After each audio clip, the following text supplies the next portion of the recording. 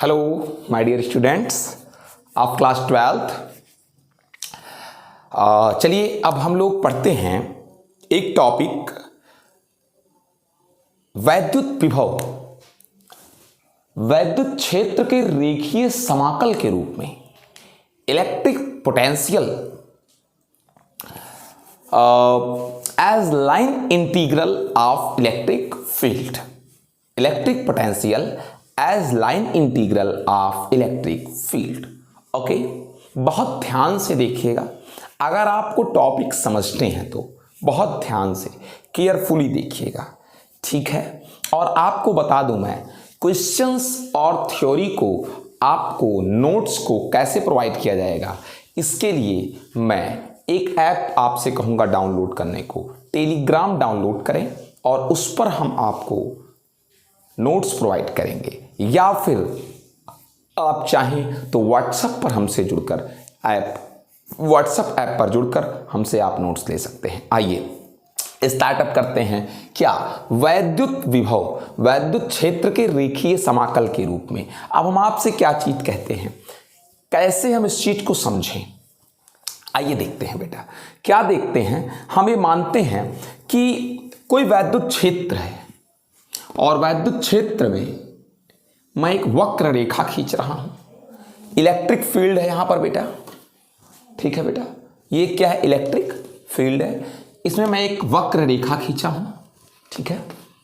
बिंदु ए से बिंदु बी तक, समझ सके इस चीज को। अब हम आगे आपसे क्या चीज कहते हैं बेटा, कि कोई धन परीक्षण आवेश है या कोई धनात्मक परीक्षण आवेश है, जिसको हमको ए से कहां तक लेकर आना है बेटा, बी तक लेकर आना है, ठीक है ना। ए से कहां तक लाना है, बी तक लाना है। किसको, धनात्मक आवेश को बेटा कहां से कहां तक लाना है, ए से बी तक लेकर के आना है, ठीक है। अब एक चीज हम आपसे और क्या कहेंगे बेटा, देखिए अगर मान लें कि यहां पर हम आवेश को ला रहे हैं इस तरफ, क्षेत्र के कैसी दिशा में, विपरीत दिशा में, धन परीक्षण आवेश को। और जब हम लेकर आ रहे हैं धन परीक्षण आवेश को, तो हो क्या रहा है, क्षेत्र के विपरीत लेकर आ रहे हैं, ठीक है। धन परीक्षण आवेश को लेकर आएंगे, धन परीक्षण किसको, आवेश को। आपको पता है ये धन मान लें, इसको ऋण मान लें,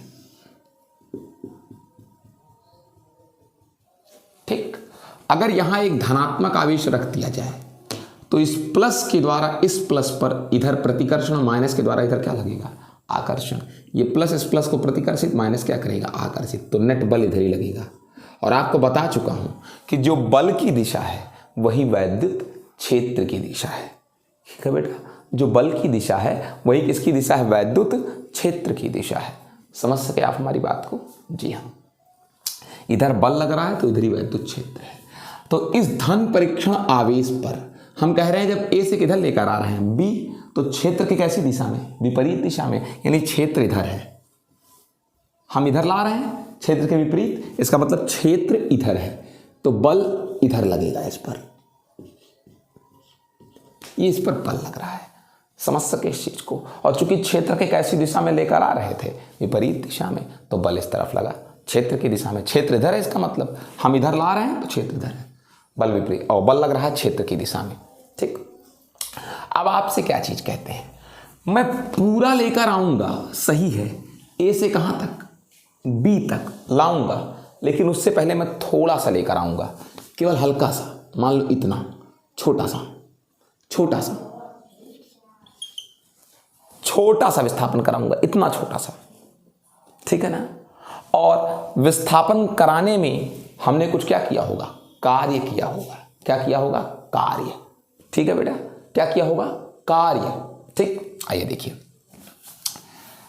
तो धन परीक्षण आवेश को सूक्ष्म विस्थापित करने में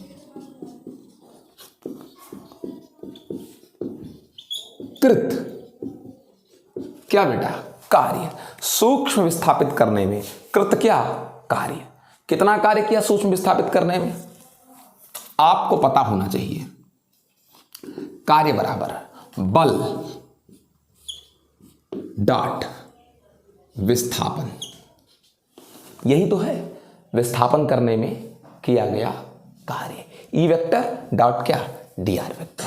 यह है सूक्ष्म कार्य विस्थापन करने में। थोड़ा सा विस्थापन किया है, तो इतना थोड़ा सा विस्थापन किया है, ये इस आवेश को यहां से यहां तक, तो थोड़ा सा कार्य किया हमने।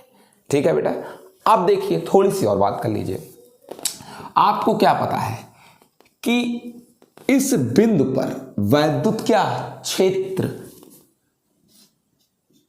ई वेक्टर बराबर F vector by Q zero होता है। एफ वेक्टर बराबर क्या होगा,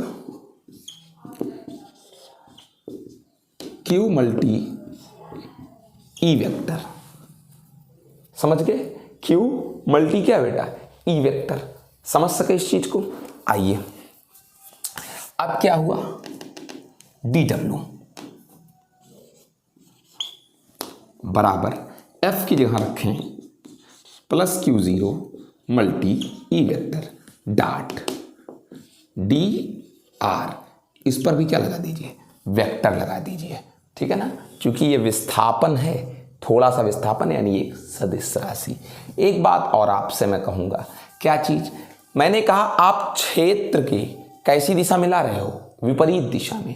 क्षेत्र के कैसी दिशा में, विपरीत दिशा में लेकर आ रहे हैं। अगर आप क्षेत्र के विपरीत दिशा में लेकर आएंगे तो देख लीजिए बल इधर लग रहा है और विस्थापन इधर हो रहा है। बल इस तरफ और विस्थापन इस तरफ हो रहा है। तो क्षेत्र के विपरीत दिशा में लाने के कारण यहां पर आप क्या लगाएंगे, माइनस लगाएंगे। क्या लगाएंगे, माइनस लगाएंगे, एफ डी आर। जब वहां पर आप रखेंगे ला करके तो आगे ऐसे ही निरंतर बना रहेगा। क्या बना रहेगा, माइनस बना रहेगा। ठीक है, अब ये तो आपका छोटा सा कार्य हो गया, केवल यहां से यहां तक लाने में छोटा सा क्या हो गया, कार्य। अब देखिए अगली चर्चा क्या करते हैं। ये तो यहां से यहां तक लाने में छोटा सा कार्य है, मुझे तो ए से कहां तक लाना पड़ेगा, बी तक। तो ऐसे तमाम सारे छोटे छोटे कार्य हैं। यहाँ का जैसे छोटा सा कार्य, वैसे यहाँ का, वैसे यहाँ का, फिर छोटा सा कार्य यहाँ का छोटा सा कार्य, यहाँ का छोटा सा कार्य। सारे कार्यों को क्या कर लिया जाए, जोड़ लिया जाए। जितना आपने किया यहाँ से यहाँ तक का कार्य, फिर यहाँ तक का कार्य, फिर यहाँ तक का कार्य, सारे कार्यों को क्या कर लिया जाए, जोड़ लिया जाए। जोड़ने का तात्पर्य समाकलन कर लिया जाए। आइए करिए, इंटीग्रेशन डी डब्ल्यू पूरा ए से लेकर कहाँ तक, बी तक बेटा, बराबर माइनस को बाहर कर दीजिए। अब इस प्लस को लगाने का कोई मतलब नहीं। प्लस क्यू जीरो को भी बाहर कर दीजिए, इंटीग्रेशन लगा दीजिए, ई vector dot D R vector. ठीक है ना, और कहां से कहां तक, ए से बी तक। मैं मानता हूं अगर कि ए से लेकर बी तक आने में किया गया कार्य कितना है, डब्ल्यू है मान लीजिए। ठीक है, तो वैसे भी डी डब्ल्यू का इंटीग्रेशन डब्ल्यू होता है, सबको पता है। Minus Q zero integration E vector dot D R vector A. अगर मैं मान लूं कि ए कहां पर है, अगर हम मान लें कि ए कहां पर है बेटा, अनंत पर है। चलिए अभी इसको ऐसे रहने दीजिए, आगे चर्चा करते हैं इसको डिलीट करके।